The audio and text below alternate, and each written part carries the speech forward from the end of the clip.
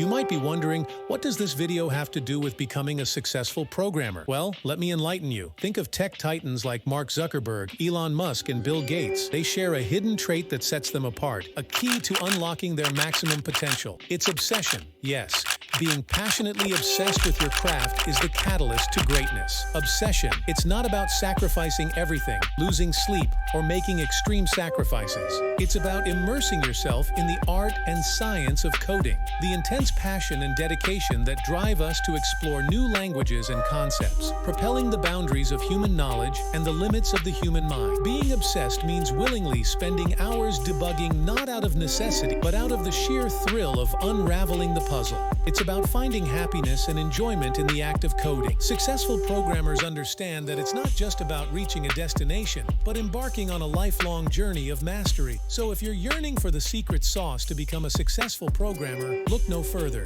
Embrace your deep passion, ignite the fire of obsession, and let it fuel your journey to greatness. The most successful programmers didn't stumble upon success. They relentlessly pursued it with unwavering dedication and unwavering obsession. Remember, it's the obsession, the relentless pursuit of mastery, that sets the stage for extraordinary achievements in the world of programming.